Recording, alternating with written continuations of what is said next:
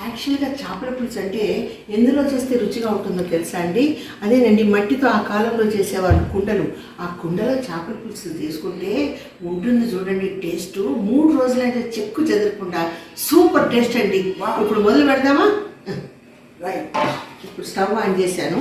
ఇదో ఇలాంటి ఎడాలు ఇలాంటి గిన్నెలు తీసుకోవాలి. అప్పుడే ముక్క చెదరకుండా అలా పీస్ వచ్చేస్తుంది అనమాట.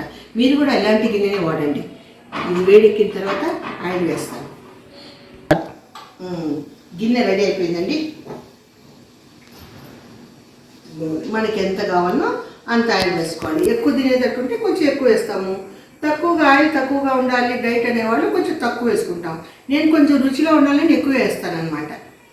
నాన్ వెజ్కి ఆయిల్ ఎక్కువనే ఉండాలి కదమ్మా? అవును, ఆయిల్ ఎక్కువ ఉండాలి. కానీ ఇప్పుడు వచ్చే డైట్లో అంత ఆయిల్ మంచిది కాదు, కొలెస్ట్రాల్ వస్తుంది. కాబట్టి మనం తగ్గించుకుంటాం అనమాట. ఎప్పుడో ఒకసారి కొంచెం తింటే ఏమవుతుందమ్మా? ఏం కాదు. ఒక రోజైతే పర్వాలేదు, రోజు అలాగే తిన్నామనుకోండి మొత్తం కొలెస్ట్రాల్తో వేడైందండి. ఇప్పుడు ఏం చేస్తారంటే చూసారు కదా, ఉల్లిపాయ, ఆనియన్, సో పచ్చిమిరపకాయ, ఇది కొంచెం దోరగా వేసుకుంటాను అన్నమాట. ఓకే, కొంచెం కరివేపాకు,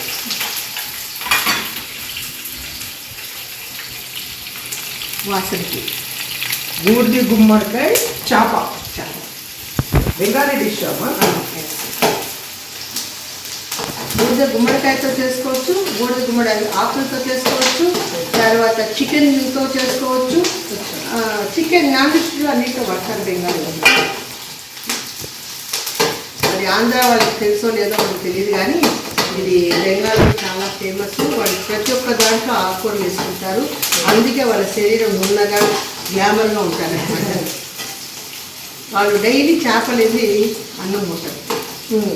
నాన్ వెజ్ కంపల్సరీ చేపలే ఉండాలి. బెంగాల్. మీరు బెంగాల్ వెళ్ళారమ్మా? బెంగాల్ ఫ్రెండ్స్ ఉన్నారు. నేను వెళ్ళలేదు, బట్ ఈ సంవత్సరం వెళ్ళబోతాను. అక్కడ ఇంకా ఏమేమి వెరైటీస్ తింటారు అవన్నీ చూసుకొని, వాళ్ళకి ఏంటంటే పొలాల్లో బాగా పండించుకుంటారు.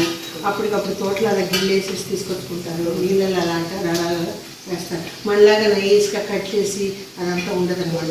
ఆకుకూర ఇలా గిల్లి వేసేస్తుంటారు.